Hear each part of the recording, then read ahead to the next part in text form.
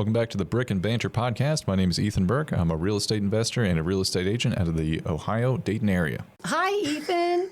Hey, Greta. Hi, I'm Greta Costa. I work with Team Underwood Costa at Howard Hanna Real Estate Services, and Ethan and I are very dear friends, and he's invited me here today. Thank you so much. I'm humbled and honored that you've allowed me to come. I'm here to talk to all you folks out there that have these wishes and dreams that you want to own your own home. You're tired of spending $1,100 a month for a one-bedroom, $1,200 a month, or you're happily living in a home for 5 years and all of a sudden your landlord tells you, I have to raise the rent.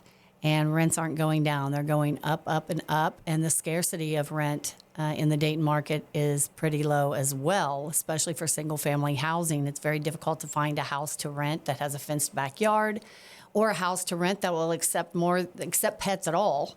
Sometimes only one or two dogs, and they have to be a certain size. And so it can be very frustrating to be a tenant. And so many people that I talk to, young and old, say, I wish I could buy my own house, but I just can't afford it. So I'm here today to kind of give you a little bit of information on what it really does take to buy a house. And you might be surprised that you absolutely can afford it. A lot of people think it takes a whole bunch of money to get a house right out the gate. They think they need to save up tens of thousands of dollars. So. That's right. And guess what? You do not need to do that. Surprisingly enough, there are a lot of grants out there that are available that can get you into a house very cheap. Some of them will even pay $5,000 towards your closing costs.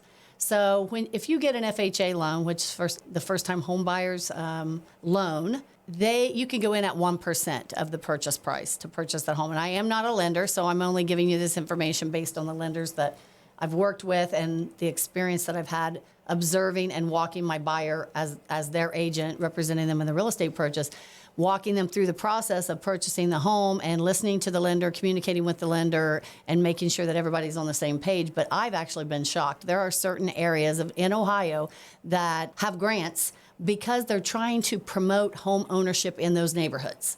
And so they might even cover that 1%. That would be part of your loan. And then all you have to worry about is closing costs. So let's say this. If you're purchasing a house for $100,000, everything is, your 1% is covered. You go in and you have to pay closing costs. Your closing costs may average about $4,000 to $5,000.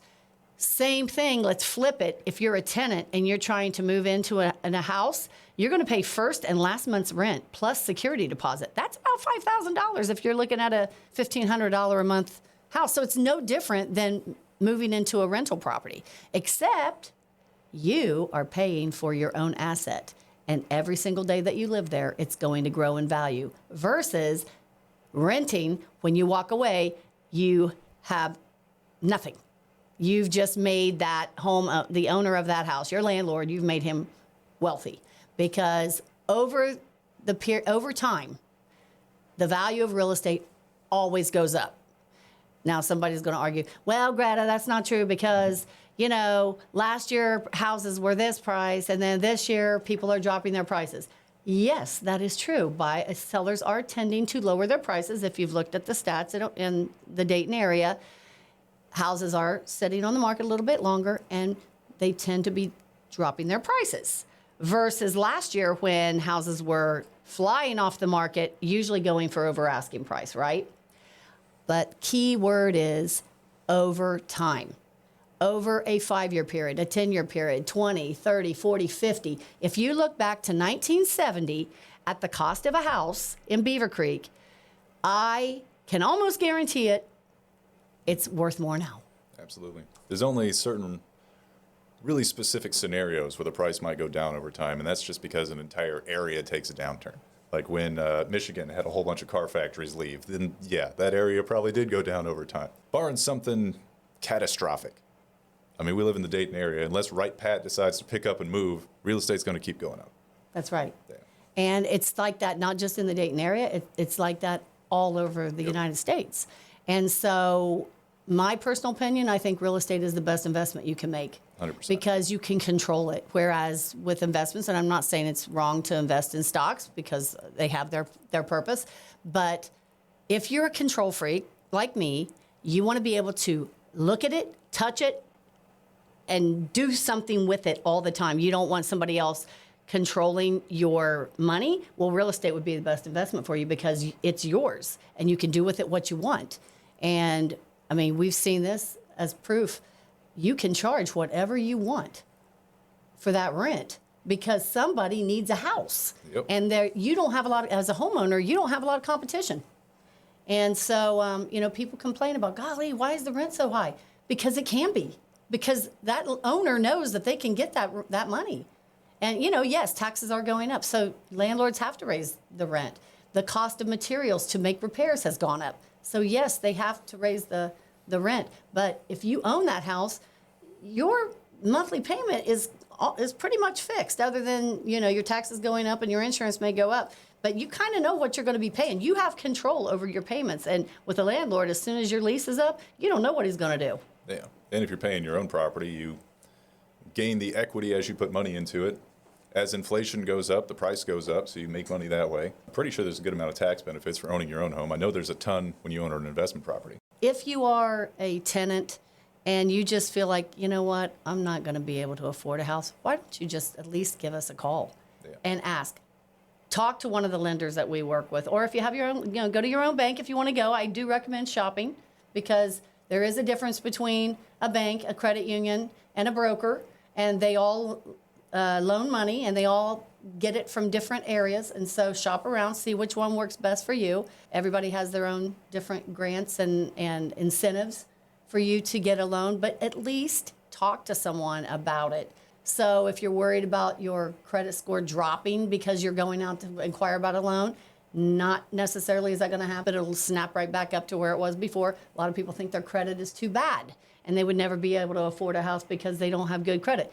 Check it out and see. We even have connections with people that can assist you with your credit repair as well. But do not give up hope.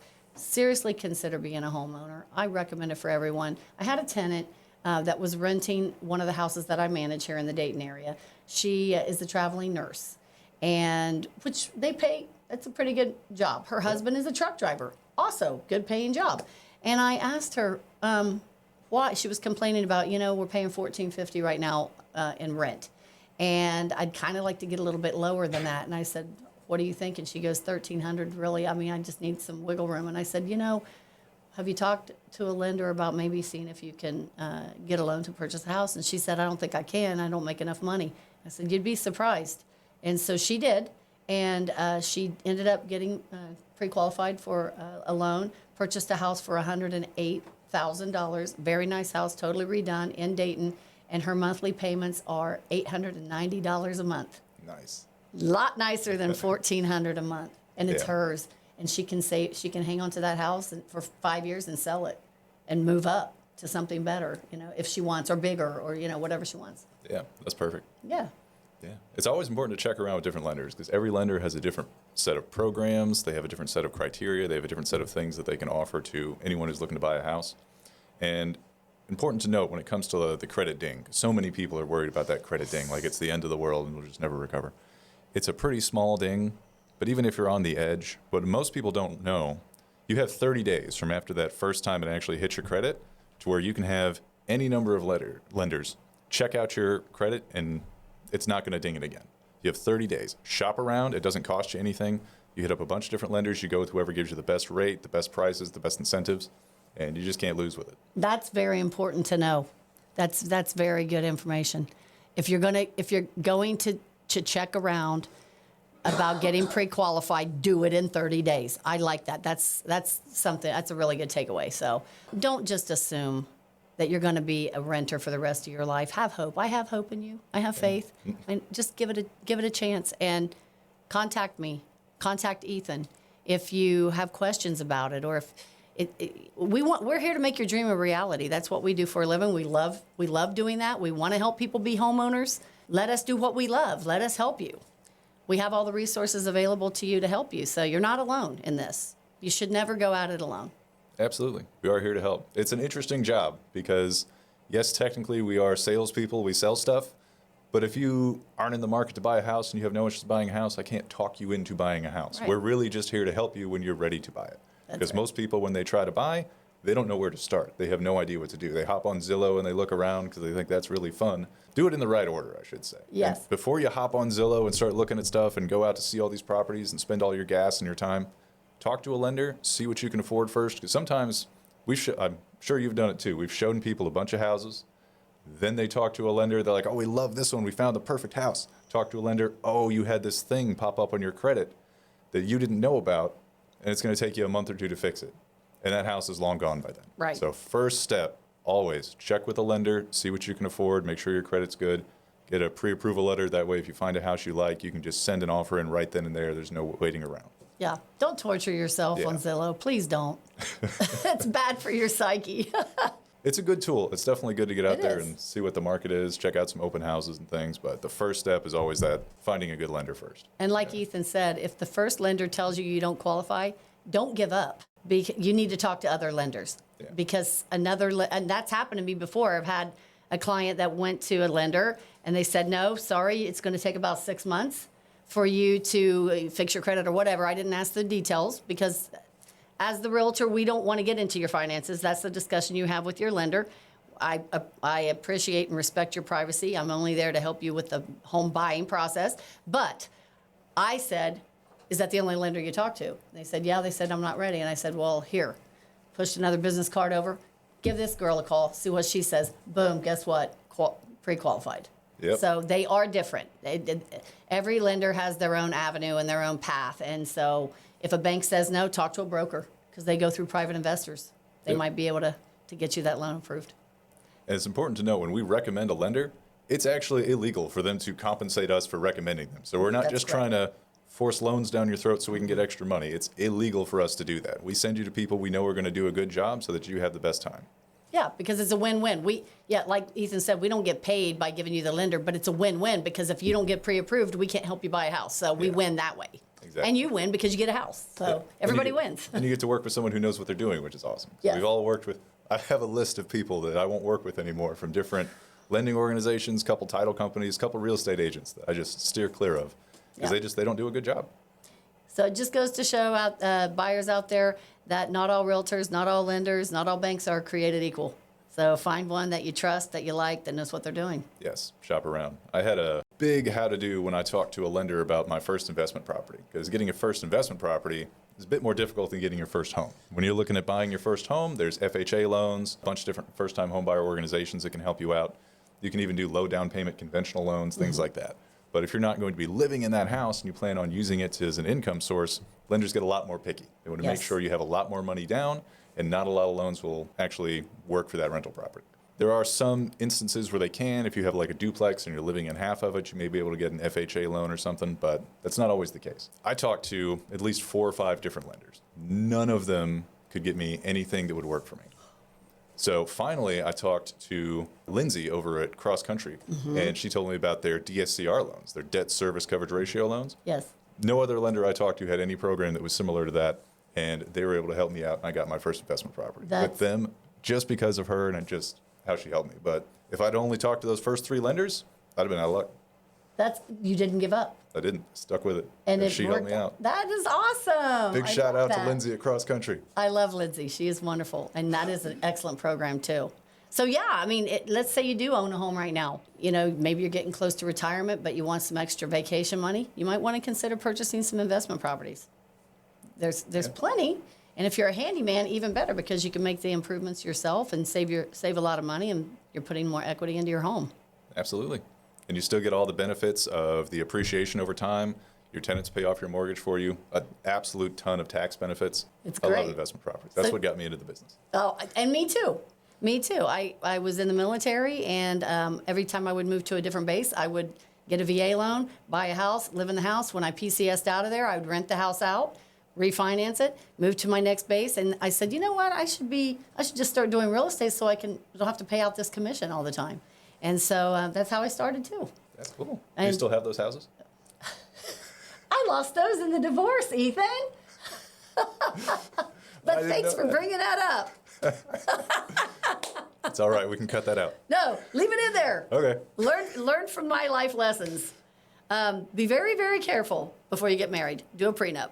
That is something a lot of people don't know about either, is dower rights. Because over here in Ohio, we have dower rights. If you buy a house, your spouse also owns 50% of that house. Yes. So make sure you love them and trust them a lot before you spend a lot of money. It's really important. Very important. Or just stay single. There you go. Thank you so much, Ethan. Do you have any other questions for me? Not off the top of my head. I mean, How we can did, just shoot let the me shit for ask a you minute. this. So you have your house rented out now. Yep. Of course, you're a real estate agent, so you were able to do your own screening with the screening systems. But what kinds of things were you looking for with a tenant? So one thing, because this was the first time I ever did it, I wanted to make sure that I had a list of criteria that applied to everybody. Because I'm not trying to discriminate against Of course anybody. not. Right. So I wanted to make sure I had that written out before I put it out to anybody. So I had written down, but I think I had at least like a 650 credit score. You have to at least make 2 times the amount of income that's the rent costs, because I don't want anyone getting into anything they can't afford. That's not good for anyone. I wanted a good, clean rental history. I didn't want too many prior evictions or anything like that. No felonies in the past 5 years, something like that. 5 years is a good time for that. I'm pretty sure legally you have to have at least some kind of time frame on that. You can't just say no felonies ever. So Right. 5 years was something that another real estate agent recommended to me, so that's what I did. And how long did it take you to get a tenant that qualified for your property? Less than a month. Wow, that's amazing. Yep. I put it up on the MLS, and it sat there for like a day or two. I had a bunch of different people come by and see it. The downstairs unit had recently been remodeled, so it was a little bit nicer than the upstairs unit. Everybody wanted that one, but that one went really, really quick. Now, do you allow pets? So I did. Yeah. I allowed at least or up to 2 pets. Did you require a pet deposit? So I was going to, but the lady who moved into the bottom apartment who had the 2 dogs, they were service animals. So I didn't charge her anything for that. That's right. And so, yeah, that is another thing, that if they have service animals, even if it's a house that does not allow pets, you can't discriminate for that. So, Yeah. That's fine. I've yeah, done that. yeah. Yeah. Do you have any words of advice for someone that might be thinking about getting an investment property? Sooner the better. Somebody once said the best time to do it is today, second best time is tomorrow. The sooner you get into it, the sooner you start building the equity in it, the sooner you start getting the tax breaks. Getting the first one's the hardest because you have to just save up all the money yourself and you don't have any income from the property to do it. Once you have the property, not only do you get that income they're paying on your mortgage, you have that house, you can now not only leverage on future loans, but once you've had that house for long enough and you get enough equity in it, you can borrow money from yourself to buy the new house and expand your empire. What's cool right. about that is if you're borrowing money, you're not paying taxes on it. You're not generating new income you have to pay capital gains tax on. Right. If you're borrowing money, you can just keep buying them. Something that I did with my rental properties.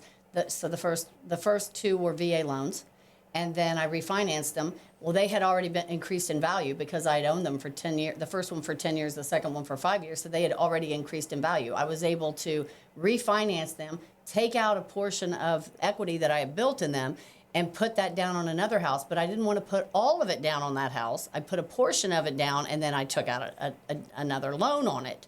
And I allowed the tenant to pay, they were paying that loan. Plus, I was making about $300 per house profit, which I set aside in case there were any repairs that needed to be done. And I know a lot of people say, well, I'm afraid to rent a house because I don't want people tearing up my house. If you're a tenant, or if you've ever been a tenant in the past, did you tear up the houses that you lived in? I didn't. I wanted to take care of the place where I lived. So yes, there are horror stories out there, for sure. But if you screen and interview people properly, you're going to find people that are just like you and me, that are just regular people that want a place to live, they want a place to raise their family, they're not ready to buy for whatever reason. Not every single renter is going to tear up your house. Yeah. And so I know that's a fear, and it is a risk, but carry good insurance, require them to carry insurance as a renter's insurance, and you shouldn't have a problem. That's what your insurance is for. You know, if the house burns down, you've got insurance. Yep, exactly. So anyway, it was good talking to you. Yeah, good talking to you too. Thanks you. for coming out. Thank you so much for having me, Ethan. I appreciate it. For sure. I think you should keep that part in. Okay. Yeah. Do you still have your properties? No, Ethan. I lost them during divorce. I gave them up during the divorce, I should say. I didn't feel like fighting them in court for it. And we're still recording, so you want to hear a funny story? Yeah. He ended up selling all the properties, and the money is all gone. He blew it on his new girlfriend. I know. Sounds like you made the right call. Yeah, that's a shame. That's about $1 million worth of assets gone in 5 years. So you lost all of them, or kept one or two? No, he sold them all because he had to refinance them. They were all in my name. And he either had to sell them or refinance them to put them in his name. That was part of the court order. So he couldn't refinance them because he didn't have credit. So he had to sell them. And instead of buying another house in his name with all that money, he could have easily bought a nice house. He decided to go on a couple of European trips, a cruise, ski trip to Colorado, South American trip for a month. Wow. Yeah. And then the girlfriend ended up cheating on him, so. So sad. It's so You seem real torn up about it. yeah, well, karma comes around, I guess. But I am going to start again. Absolutely. That's the good part. That's This one of. means she's getting married. No! That's what she said, No, wasn't it? that's one of the reasons. That's one of my motivators for trying to be successful with the real estate. Is I want to nest egg a big chunk of that money to purchase, like you did, a duplex or a small property in a really good location that I know increase quickly. Yeah. And I don't have a problem if it's a fixer-upper. I can do a lot of the work myself. Nice. That's a good So- way to just instantly build equity in the property. Yes, and I've got my brother is very handy as well. He knows drywall, plumbing, electric. Nice. So It's a good that will resource. help. That will help a lot. Yeah. But that is one of my goals. That was something I was thinking about getting into, is flipping something just to get some sort of influx of cash so I Yes. can put it towards the next actual investment property. So I flipped 3 Nice. over the period of my life. What I learned the hard way. I bought a bigger house, a 2-story house. I should not have bought a house that big to flip because it's double the materials, double the labor, everything. Yeah. I should have stuck with something under 1,200 square feet because it's small, it's easy, it's quick, and you'll still be able to sell it. Yeah. Now, granted, it's going to be maybe a $7,000 profit versus a $15,000 profit, but there's so much risk involved in a large house when you're trying to flip it. Yeah. You never know what's going to be behind the wall, so you want to have a little bit of cushion when you start ripping out plaster, just in case the plumbing needs to be redone or, you've got some serious rotting wood on a wall. So definitely start small. Do a little one first. Yeah. Plumbing can get expensive real quick. Yeah, there was one house that we had to rip out the plaster, and all of the studs were rotted out because water had been coming through from the exterior under where the eaves are. It went through and down in between the walls, so you couldn't see the water, but it had rotted all of that out. So everything had to be ripped off on the entire backside. That's very expensive. But, what are you going to do? The house I bought, there was some stucco that was starting to come off the side. And I Yes. could tell a little bit of water was getting in there. Yeah. So luckily, when I negotiated after the inspections, the guy gave me a bunch of money for repairs. Oh, good. So I was okay with that. I was actually able to rip off that whole side of stucco, get somebody to repair that. It only cost like $2,000 That's to wonderful. fix the whole side of the house. It's That's pretty cool. great. Another thing I learned is don't over improve a house if you're going to rent it. Yeah. Don't put the highest end stuff in it. You're not going to live there. Yeah. So I did nice looking laminate countertops. I painted. I didn't redo floors. If they were a hard surface, I left them like they were. If I decide to sell it someday, then I'll put the wood floors in or the nice tile or whatever. But Yeah, for sure. I had to be very careful. Paint does a lot. Paint can make something look fresh without having to totally redo it. The landlord special. Yes, yes. You seen the video where they had like a big hole in the wall, and the guy puts paint on it, then puts a piece of notebook paper over it, and then just paints it again? No, but it's almost that bad, right? He's like, perfect. Bare minimum, the bare minimum. Just to make it livable and safe. Yep. That's all. That's all you're going for. So, all right. Well, thanks. Yeah, for sure. Appreciate you coming you. out. This was fun.